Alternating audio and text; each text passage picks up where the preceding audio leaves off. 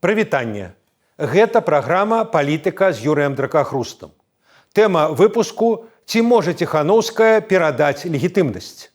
Маімі гасцямі сёння з'яўляюцца старшыня Каардынацыйнай рады Артём Брухан і адзін з кіраўнікоў фракцыі «Беларусы» ў Каардынацыйнай радзе Вадзім Пракоп'еў.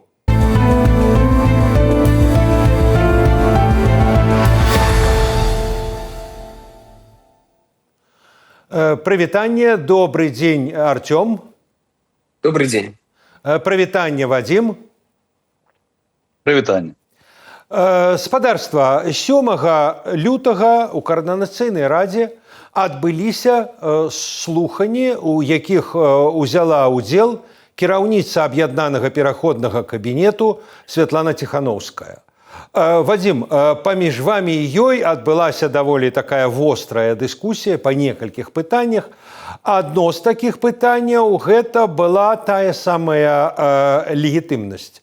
Вы яе ветліва спыталі, калі яна збіраецца яе перадаць, ці вечна яна збіраецца яе трымаць, а яна вам адказала пытаннем на пытанне: а як я магу перадаць? Это ж не корона, калі ласка, берите, тут короны у меня няма.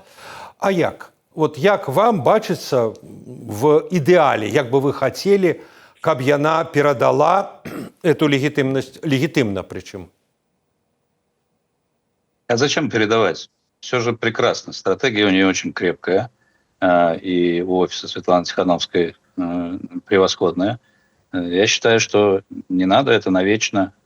Один раз избрали, вот тогда в 20-м, и все. И в 35-м следующие слушания. Что тут уже менять? Светлана Тихановская предложила всем остальным подумать, как ее переизбрать. Но при этом она прокомментировала, я напоминаю: до того, как не будет следующих легитимных, она употребила это слово, выборов, я остаюсь. Следующая ее фраза звучала так: пока меня слушают белорусы и пока меня принимают на Западе, я никуда не уйду. Это ваша проблема, как придумать мне легитимную процедуру. Это проблема не моя. Я в своем вопросе пытался выяснить, даже предложил ей такой вариант, что она, наверное, сама мучается в связи с этим. Все-таки как бы это, какое-то половинчатое и не очень комфортное положение. Светлана Георгиевна отреагировала, что она не мучается, положение комфортное. Поэтому, что тут говорить? Я считаю, что мы завершили этап конвергенции между красно-зеленым режимом и офисом. И там, пока вы меня не убьете, я не уйду. И здесь, пока вы меня слушаете, пока вы не придумаете что-нибудь, я не уйду. Корона, ее фраза с короной, это, конечно, была оговорка по Фрейду. Вадзім, ваша іронія робіць моцнае ўражанне, але калі без іроніі? А вот як вы себе уяўляеце працэдуру, механізм? Як можна было б, іншага лідера? Начнем. Да, я понимаю. Да. Послушайте, у меня не может быть одного технологического ответа, я на себя этого не возьму. Я могу только сказать, что это должен быть предмет общественного договора. Но чтобы такой предмет общественного договора вообще начал обсуждаться, начинать нужно с приличий. А приличие заключается в том, что, смотрите, у меня был мандат. Спасибо, что этот мандат вы признали. Прошло 5 лет, я не собираюсь повторять режимные практики. Мои варианты такие-то, такие-то. Я предлагаю вам их обсудить. Возможно, нам нужно провести выборы, возможно, нам нужно провести голосование в Координационном совете, в который, в свою очередь, нужно провести масштабные выборы. Возможно, вы просто признаете, что я могу продолжать. Возможно, я перед вами отчитаюсь, но не так скоропостижно, как это было 7 февраля, а по-настоящему отчитаюсь. И вы мне сами предложите вариант. Я хотела бы слушать дальше. Возможно, у вас есть идеи, как перестроить архитектуру. Возможно, вы не согласны с месседжами, которые я несу Западу, или с моим, проектом будущего, который я показываю. То есть, вообще-то, это должна быть проблема в том числе и человека, который находится на этой должности. Тем более, если помните, перед этим вопрос звучал еще точнее. Как же вас все-таки называть, Светлана Георгиевна? Вы политический активист или президент-элект? Называйте, как вам позволяет фантазия. Вот такой был ответ. Вадим, давайте я задам питання Артему. Артем, у меня такое, может, технічне часткове питання, хотя не зусім. Вот вы сказали, что это як бы беспрецедентная у пэўным сэнсе падзея падчас этих слуханняў. Але, наколькі я ведаю, это было агучана падчас слуханняў, что заля, арганізацыя была профінансавана одной фракцыяй, фракцыяй, якую вось прадстаўляе Вадим, фракцыяй беларусаў. А у Рады что, грошай не было, ці она не лічыла это важным, ці вот патлумачце, калі ласка. Пытанне досыць тэхнічнае, пакуль нам на рахунак не прыйшлі грошы, калі яны прыйдуць, тыя сродкі, якія былі выкарыстаны фракцыяй беларусы, просто будуць ім скампенсаваныя. Таму я думаю, што гэта просто тэхнічнае пытанне. А тады не тэхнічнае пытанне, крыху іншы аспект вот таго ж пытання, якое я задаваў Вадзіму. Многія і падчас гэтых слуханняў, і па-за межамі слуханняў выказвалі, скажем, такое как бы мягкую прэтэнзію, што ну окей, хай Ціхановская будзе старшынёй кабінету, там кіраўніцай свайго офісу, але што трэба как-то делиться своей легитимностью, делиться своей уладой, так бы мовить, каб конструкция была больш, як зараз модно казаць, інклюзіўнай, каб іншыя галасы гучалі. Такія прэтэнзіі прад'яўляліся, гучалі такія пытанні. Вось па выніках гэтага абмеркавання пяцігадзіннага вы ўбачылі нейкую гатоўнасць Ціхановскай, як бы калі не зняць карону, ну, часткова зняць, так сказать, подзяліцца каронай. Не? Я б пачаў з таго, што часта галасы тых, хто кажуць, што ў іх няма магчымасці даносіць сваю пазіцыю, я бы просто зазначыў, што, напрыклад, у дэлегацыі ПАРЭ, тоже Координацыйнай рады, ёсць прадстаўнік фракцыі «Наша справа», кіраўнік якой Віталій Рымашэўскі больш за ўсіх казаў, што пазіцыя іх фракцыі нідзе не можа быць прадстаўлена на міжнароднай арэне. Таксама прадстаўнікі фракцыі беларусы і моладзевы наступ працуюць у дэлегацыі ў кангрэсе мясцовых органаў улады. Таксама ёсць магчымасць даносіць сваю пазіцыю. Што тычыцца міжнародных адносінаў з Еўрапейскім Саюзам, напрыклад, кансультатыўная група, Координацыйная рада таксама можа абіраць, хто туды паедзе, у тым ліку, мне падаецца, гэта можа быць і спікер і віцэ-спікерка, там гэта таксама можа быць абмеркавана і вынесена на галасаванне. Таму ў гэтым кантэксце, мне падаецца, гэта трошкі перабольшанне, што зусім не чуюць галасоў, што ў людзей няма магчымасці даносіць сваю пазіцыю, яна ёсць. Просто, падаецца, што людзям хацелася бы больш. Што тычыцца ўзаемадзеяння Координацыйнай рады і кіраўніцы аб'яднанага пераходнага кабінета, я думаю, што вось на гэтых менавіта слуханнях я не пачуў і ад нас прапановаў, як бы мы маглі гэта заарганізаваць. Ну, то бок, напрыклад, паспрабаваць унесці змены ў рэгламент аб'яднанага пераходнага кабінета і Координацыйнай рады, што, напрыклад, некаторых прадстаўнікоў Координацыйная рада прызначае. Да? Размова пра прызначэнне кіраўніцы аб'яднанага пераходнага кабінета Координацыйнай рады. Дарэчы, Юрый Губарэвіч узняў гэтае пытанне, але яно как бы перайшло міма. Я думаю, што то бок гатоўнасці сёння гэта абмяркоўваць змястоўна не было, бо няма змястоўнай прапановы.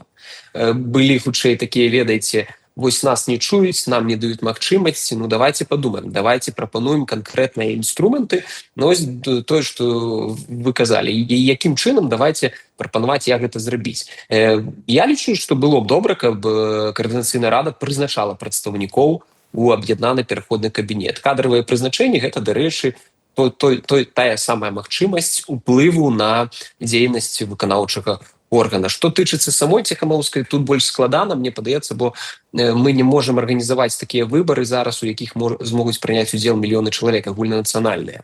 На жаль, вось мінулыя выбары ў Координацыйную раду прадэманстравалі, што не так шмат людзей прагаласавала. Я вельмі спадзяюся, нягледзячы на рызыкі, на тое, што нам кажуць, што будуць правальныя гэты выбары. Я вельмі спадзяюся, што папулярныя палітыкі, у тым ліку Вадзім Пракоп'еў, пойдзе на выбары ў наступным скліканні Координацыйнай рады і што больш людзей прыме удзел гэтым разам. Калі там не 6 тысяч, хаця б 10, 15, 20, гэта был бы велізарны поспех, я лічу. Вадим, ну вось ўсё ж таки гэтыя слуханні, наколькі я разумею, былі ініцыяваныя вашай фракцыяй 5 гадзін. Ну, Ціхановская як умела, як магла, адказвала на пытанні. Якая сухая рэшта? Вот вы як бы можете сказаць, што вот такі, скажем, станоўчы вынік ці адмоўны вынік, неважно. Ну вот мы это хотели, мы это организовали, мы атрымалі што?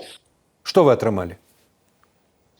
Ну, хорошо. В принципе, можно какой-то итог подвести. Первое, что мы получили. Мы получили, разумеется, срыв договоренностей. То есть слушания были свернуты преждевременно. Договоренности о количестве вопросов от фракций были нарушены. Договоренности о стиле ведения слушаний были нарушены. А в данном случае свернуты означает сорваны. Напоминаю вам, что процесс вообще подготовки к этим слушаниям был максимально нервозный. Ни Франа Квичорка, ни Светлана Тихановская не хотели присутствовать на этих слушаниях, и комиссия работала 6 месяцев. 6 месяцев это был процесс бесконечных компромиссов с нашей стороны, просто для достижения результата. Сначала мы уступили, 3 раза меняли дату. Потом у нас было условие 80 вопросов. Это условие было снято.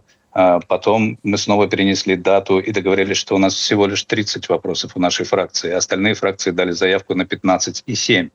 То есть итого там 55.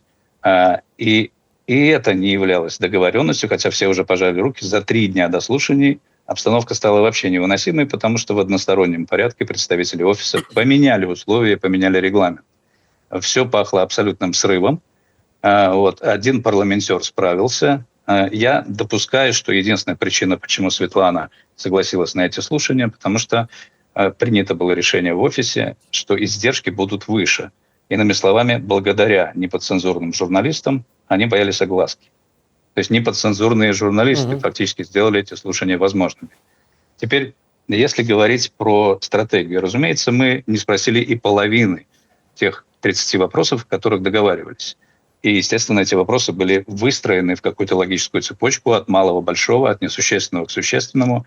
Поэтому этот процесс, естественно, провалился. Однако, все равно даже из этого процесса можно вычленить главное. И, естественно, фиксация и расставление, что называется, точек над «и» состоялось, пускай и в усеченном виде, но достаточным, чтобы судить про стратегию офиса и про, собственно, восприятие собственной легитимности Светланы Тихановской. Если взять 3 главных вывода из тех вопросов, повторяю, которые мы успели спросить, то они звучат, на мой взгляд, вот так. Первое. Я никуда не уйду. Делайте с этим что хотите. Кстати, называйте меня как хотите. Пока меня слушают белорусы и принимают на Западе, не уйду. Подтверждение легитимности – это ваша проблема, не моя. Второй вывод. Я вообще не вижу проблемы в том, что я служу Западу и отчитываюсь перед ними. Я не вижу проблемы в том, что подавляющая доля финансирования, я подозреваю 99%, это деньги фондов. Но, правда, эти фонды ведь за демократию, поэтому конфликтов интересов я в упор не вижу. Дальше на этот вопрос Светлана не смогла ответить, совпадают ли национальные интересы стран, владельцев этих фондов с белорусскими. Видимо, это несущественно. Ну и, наконец, третий вывод, главный. Наш пошаговый план, не бывает никаких пошаговых планов. Наша стратегия – изображать давление, пока ветер истории не решит все за нас. Например, Украина победит или Путин умрет биологической смертью. Вот такие ценные ответы, вот эти 3, мы не смогли бы никогда получить с помощью журналистов. В этом смысле слушания более чем состоялись.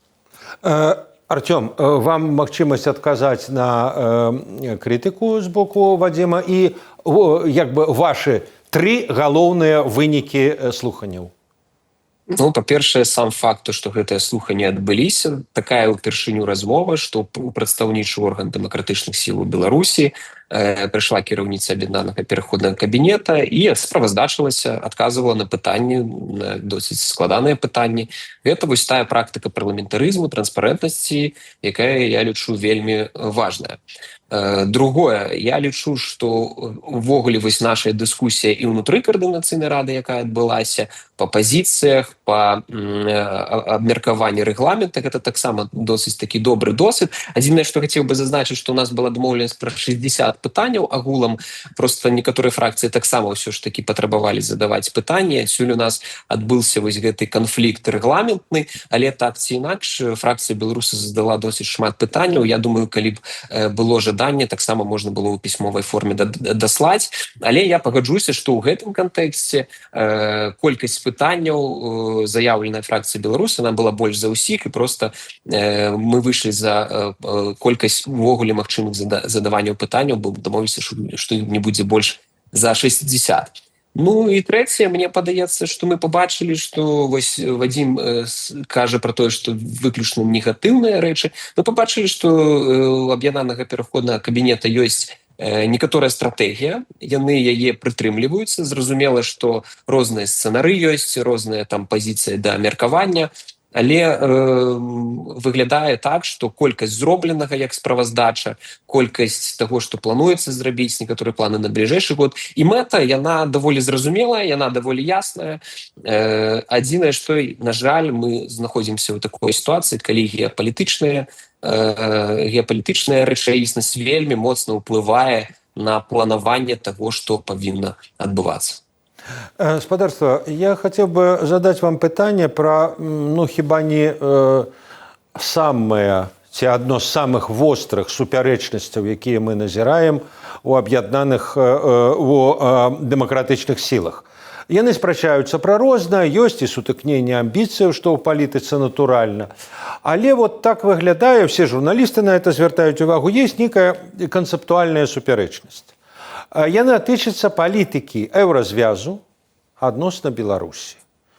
Пазіцыі фактычна, я кажу, палярныя. Адна, што трэба, каб еўразвяз трымаў санкцыі, а можа нават узмацняў, трэба, каб ізаляцыя трымалася ці нават паглыблялася. Адна пазіцыя. Другая пазіцыя – гэта, што еўразвяз павінен вслед за Трампам вступіць ў дыялог з Менскам, вступіць у пэўны так гандаль, прагматычны гандаль і весці такую палітыку. Як бы палітыкі, беларускія палітыкі даюць розныя парады палітыкам еўразвязу. Ну вот недавно фактычна вот як бы другую пазіцыю Калеснікава сфармулявала ў размове з прэм'еркай Ругінены. На розных пляцоўках вот адбываецца гэта сутыкненне. Я не пытаюсь вас, якая ваша позиция, я пытаюся, ці можна их звесці, ці можна знайти какой-то компромисс. Ну, відавочна, як бы это лоб в лоб. Артём, давайте з вас пачнем. Я заўсёды лічу, што можна знайсці кампраміс. Заўсёды. Пытанне ў тым, на які кампраміс кожны бок можа пайсці, але я лічу, у гэтым кантэксце трэба яго шукаць, выпрацоўваць адзіны падыход, тым больш і каманда Віктара Дмітрійча Бабарыкі досыць как бы гатовая да размовы, мне падаецца, гатовая да пошуку нейкіх шляхоў. Так, на дадзены момант выглядае две розныя пазіцыі, яны супярэчлівыя, адна адной супярэчыць, але так ці інакш я заўсёды за пошук кампраміса, тым больш, ведаеце, калі кажуць там пра стратэгію ціска, то вось тыя санкцыі, тая ізаляцыя, мы ж гэта дабіваліся гэты доўгі час не дзеля таго, санкцыі не дзеля санкцыя, каб у нейкі час іх пачаць выкарыстоўваць, і каб не прадаць гэтыя санкцыі, ну, проста за вельмі малы кошт. І вось тут у гэтым кантэксце самы моцны пакет санкцыйны ў руках еўразвяза. Еўразвяз таксама лічыць, што мне падаецца, што прадаваць яго вельмі замала яны не хочуць. Яны хочуць знайсці для сябе некаторыя гаранты. І гэта ў першую чаргу нават звязана не з унутрапалітычнай сітуацыяй у Беларусі, а ў першую чаргу звязана з пытаннямі бяспекі, бо бяспека для Еўропы гэта галоўнае, як кажуць сёння, слова. Гэта спыненне гібриднай агрэсіі, саўдзел у вайне і проста гарантыі таго, што Беларусь не будзе выкарыстоўвацца як плацдарм ці да гібриднай, ці проставай агрэсію ў дачыненні да Еўрапейскага Саюза і да Украіны. Таму вось тут у гэтым кантэксце энгейджмента Лукашэнку у адносіны з еўразвязам у Еўропе менш пакуль чуюць, але сітуацыя, калі вайна, напрыклад, скончыцца, ці будуць мірныя перамовы, можа кардынальна змяніцца. Таму я і кажу, што вось гэтым геапалітычным віры, які адбываецца, вельмі складана выбудаваць такую нейкую паслядоўную планавую стратэгію, якая не будзе проста ўлічваць тое, што адбываецца навокал. І тым больш, ўсё ж такі, я лічу, што гэты кампраміс не той, каб можна знайсці, а патрэбна знайсці. І вот інструмент для пошуку гэтага кампраміса — гэта менавіта каардынацыйная рада. Вельмі добра было б, каб каманда Бабарыкі, каманда Вадзіма Пракоп'ева, усе астатнія папулярныя палітыкі, там Павел Северынец, пайшлі на выбары ў каардынацыйную раду, і там можна было супольна выпрацаваць вось той кампрамісны варыянт, каб гучаць адным голасам, каб гучаць прагматычна, практычна, і каб гэта мог еўрапейскі звяз выкарыстаць з улікам пазіцый усіх груп дэмакратычнага руху. Вадим, як вы лічыце, як можна знайсці кампраміс, і ці можна? Можа, не трэба? Можа, у кожнага свая пазіцыя, кожны адстойвае сваё. Вось, скажем, адны там сустракаюцца з заходнімі палітыкамі, з еўрапейскімі палітыкамі. Трамп-то так выглядае, нікога не пытаецца наконт гэтага. А еўрапейскія, прынамсі, слухаюць. Адні гавораць, узмацняйце санкцыі, другія кажуць, гандлюйцеся з Лукашэнкам. Еўрапейцы слухаюць і тых, так што ж нам рабіць-то? Ни те, ни другие, Юрий, никакого отношения к принятию Европы решения не имеют. Их вежливо слушают, конечно, потому что люди вежливые в Европе, в принципе. Но точно так же, как санкции не вводились по просьбе белорусской оппозиции, точно так же их не будут снимать по просьбе белорусской оппозиции. Это раз. Поэтому дилемма ложна. Номер два. Разумеется, компромисс, в целом компромисс, это очень взрослое и рациональное поведение. Однако компромисс этот не должен быть каким-то отдельным телом или самоцелью. В том-то все и дело, что все начинается со стратегии демсил, которой нет, она блистательно отсутствует. Потому что такое стратегия? Это в шахматах два игрока, вы и ваш противник. Вы можете отдать фигуру и выиграть партию. Вы можете взять фигуру и проиграть партию. Мы не шахматисты. Слушания Светланы Тихановской, даже сорванные слушания, доказали, что шахматисты — это США, Россия, а офис не сидит за шахматной доской. Он прикидывает, что будет, когда другие шахматисты выиграют партию. Что касается тезиса Артема про Координационный совет, который мог бы быть на международной арене активен, я вам честно расскажу свой опыт. Помните, была такая разрекламированная инициатива «Стратегический диалог США с белорусскими демсилами». Помните, Юрий? Значит, никакого стратегического диалога, я вам докладываю, нет. В этом словосочетании неверно все. Ни стратегического, ни диалога. Я за 2 года в Координационном совете однажды поучаствовал в сессии, какая-то толпа из 30 человек, 3 спящих американских чиновников из Госдепа, далеко не первого уровня. Вся эта сессия происходила 5 ноября, ровненько в день американских выборов. Было свернуто так же быстро, как слушание Светланы Тихановской. Никаких последствий не было. Я вам больше скажу. Например,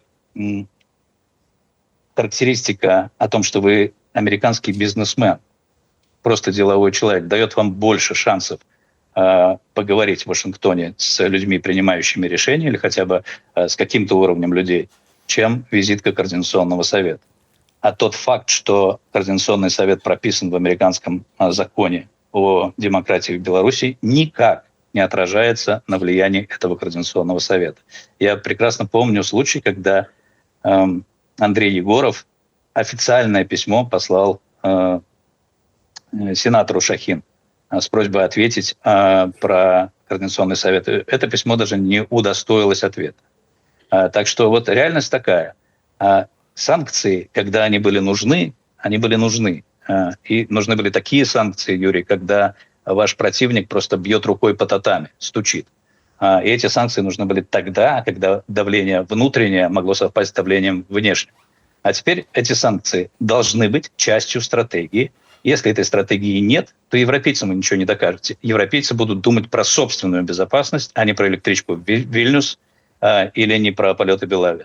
Вадим, а давайте, вот вы распавялі, што кепска, я так разумею, амаль все, а давайте, што добра, давайте пра вашу прапанову, вот, якую вы апублікавалі ў нашай Ніве, в іншых крыніцах. Ваша ідэя, што трэба зрабіць як бы сталага, паўнамоцнага прадстаўніка беларускай апазіцыі, дэмсілаў, і прапануеце в этой якасці Сергея Ціхановскага. У меня ізноў вот да вас пытанне, механізм. Координаційная рада прызначыць яго. Трамп скажа: класны мужик, Серега, все, бярем.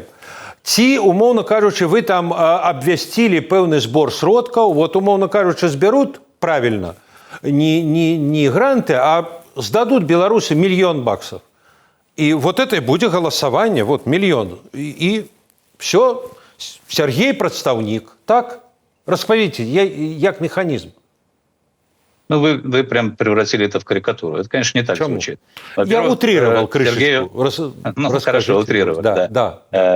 Сергей Тихановский точно не нуждается ни в каком мандате от Координационного совета. Более того, я объяснил в предыдущем ответе, что это может ему навредить. Еще не хватало ему быть здесь от Координационного совета. Это, скорее, снизит его переговорную мощность, чем повысит. Это раз. Вот. Во-вторых, смотрите, американская дипломатия времен трамповской администрации совершенно поменялась. Это быстрые шахматы. А трамповская администрация, как и в случае с Никсоном и с Киссинджером, в гораздо меньшей степени слушает Госдеп, считая, что там сидят высокомерные люди. Это, кстати, Никсон так выразился в своем письме однажды. И она предпочитает разрубать гордиевые узлы. Это очень интересный момент в американской истории и в истории американской дипломатии. Мы это наблюдаем на разных континентах. И эти быстрые шахматы дают некоторые возможности. Эти возможности могут быть не реализованы белорусской оппозицией, а может быть реализованы. У Сергея есть оружие. Первое оружие. Он интересен американцам своей историей. То есть он интересный персонаж для американцев. Это оружие. Второе оружие у Сергея. Он очень быстро учится. Понимаете, Сергей без меня, например, или там без такого партнерства, как со мной, это меньше мощность. И, кстати, Сергею не нужно писать умные документы, для этого есть обычные люди, для этого есть специальные люди со специальным образованием, и это как раз не входит в эту функцию. То же самое, что и Сергею без меня тяжеловато, так и мне без Сергея совершенно невозможно чего-то добиваться. Это неформальная дипломатия, не нуждается ни в каком легитимном подтверждении на самом деле, потому что для администрации Трампа традиционный этикет и вот оппозиция за границей является очень слабым и странным партнером. Если вы обратили внимание, то все, что выращено через фонды и НГО, вызывает некоторую аллергию. И вообще вся концепция мягкой силы пересматривается целиком. У Марко Рубио там совершенно другие идеи относительно финансирования таких оппозиционных движений, как белорусская. Поэтому я бы сказал, что у неформальной дипломатии больше шансов выйти на decision-makers, Вадим, чем у всего официального трека. Вадим, а давайте все-таки про механизм. Хоть два слова скажите. Я так разумею, ваш отказ, ну вот вы Тихановской закидаете, что яна про механизмы говорить не хочет. Меня обрали, я буду вечно. Вот то, что вы, влияния, что вы зараз отказываете, вы кажете, это неформальные сувязі. Як вы казали в свой час, дать интервью Лексу Фридману. Ну классно. Где интервью Лексу Фридману? Нема. Вот Вот он Ну, я механизм. по этому поводу уже высказался. Вы, на самом деле, может быть, пропустили это. На Еврорадио была целая передача по поводу того, что можно было сделать, что получилось, что не получилось в США. Добрый Видите, механизм. Скажите, для того, чтобы попасть в Лексу Фридмана, я уже на этот вопрос отвечу и про механизм обязательно да-да. скажу. Нужно было не зевать и не сидеть как бы в Вильнюсе и не принимать участие там цирковым персонажем везде это. А нужно было сразу ехать в США, как, собственно, и советовали все умные люди, и я стучался как мог. Время было упущено, и интерес к Сергею тоже какой-то был упущен, потому что в такой насыщенной информационной повестке новости долго не живут.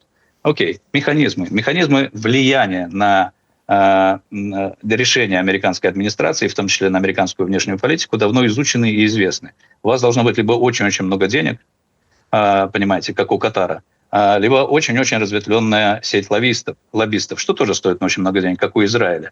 Если у вас нет очень много денег, а у нас в белорусской оппозиции нет очень много денег, вы не можете покупать себе эфирное время, вы не можете покупать себе место в газете, вы не можете присутствовать на каждом мероприятии, потому что это просто не впишетесь ни в какой бюджет. Соответственно, у вас остается меньше ходов. Но все эти ходы связаны с тем, что у вас появляется какой-то авторитет США. Например, если у вас вышла статья «Вашингтон-Пост», то потом на слушаниях, как это было неделю назад, конгрессмен из Нью-Джерси Кристофер Смит ссылается на эту статью.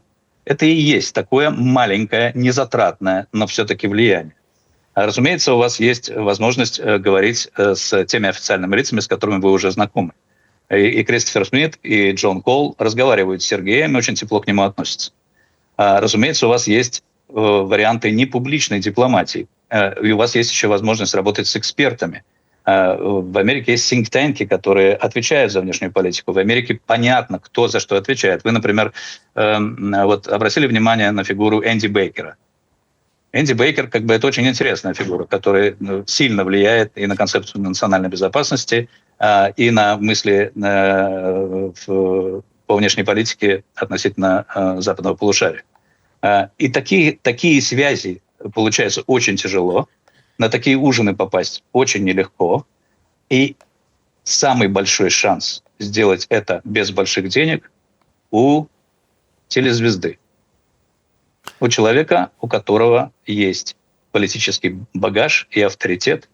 И Сергей Тихановский как раз этим авторитетом обладает в достаточной мере, чтобы попробовать стать таким человеком в США. Но это стартап, и ничего может не получиться. Вы понимаете, про него могут забыть. Белорусских бизнесменов может кончиться терпение. Сейчас жизнь Сергея Тихановского и элементарные базовые вещи закрыты благодаря белорусскому бизнесу в изгнании. Я этим людям очень благодарен и приглашаю других таких же присоединяться. Но, естественно, нет никакого большого бюджета на какую-то масштабную кампанию в США. Но ничего, Сергей учит язык, у него достаточно интересные встречи, его запоминают, он уже на своем уровне влияет. Можно ли улучшить это влияние, усилить? Конечно. Артем, а як вам вот эта идея, в принципе, идея одного представника, вот у нас будет, так сказать, неважно, это будет Тихановский, это будет, вот, скажем, Вадим мог бы быть, ці вы, ці кто заўгодна. Тут варта сказаць, што, в принципе, на этой пляцоўцы ёсць канкурэнцыя. Офіс спрабуе працаваць з амерыканскімі структурамі. Група, напрыклад, Кавалеўскага спрабуе працаваць. Валер Цепкала спрабуе, ну, в принципе, все спрабуюць. Саннікаў Андрей. І вот як вы лічыце, калі не казаць, як там грошы сабраць, скажам, ці найти шлях до Трампа, а вот як бы беларускія дэмакратычныя сілы, розныя іх групы, яны неяк могуць дамовіцца, што вот у нас будзе, нашим прадстаўніком будзе Тихановский. Я думаю, что мейнстримовые, як кажуть, структури, да, конфігурації дэмсілаў маглі бы дамовіцца, але я нават не зусім упэўнены, што гэта патрэбна. Ну, калі ў Сергея трымаецца тое, што ён запланаваў без атрымання там нейкага мандата ад каардынацыйнай рады, то чаму не? Я тут насамрэч праблемы гэтай не бачу. І мне падаецца, кожная сіла, кожная структура, яны на сваім узроўні спрабуюць прыцягнуць увагу да Беларусі у адміністрацыі Дональда Трампа. Кантакты ёсць, зразумела, і ў АПК, і ў офіса, з тым же Крысам Смітам, зразумела, і з Коулам. яны таксама ёсць. Я думаю, что тут просто чым больш лабістаў Беларусі у Злучаных Штатах Амерыкі, гэта тым лепш, тым лепш. Таму я тут не бачу ніякай праблемы, толькі жадаю поспехаў, каб гэта атрымалася, каб Сергей Ціхановскі змог у Злучаных Штатах Амерыкі дамагчыся падняць узровень цікавасці да Беларусі, каб Беларусь лежала на стратэгічных мапах амерыканскага боку. Я тут лічу, што тут не трэба нейкія там, ведаеце, гэтую канкурэнцыю выдаваць за штосьці дрэннае. Наадварот, гэта хорошо, гэта добра. Таму тут я не бачу праблем, я просто не до конца разумею, у чым адрозненне, я так і не пачуў, шчыра кажучы, канкрэтнага інструмента і механізма, але, магчыма, просто не хочацца публічна Вадзім яго агучваць. Я не ведаю, я просто не пачуў немножко канкрэтнага механізму, але агулам, зразумела, лабізм, все мы занимаемся лоббінгом. Добра, дзякуй вялікі Артём, дзякуй вялікі Вадзім.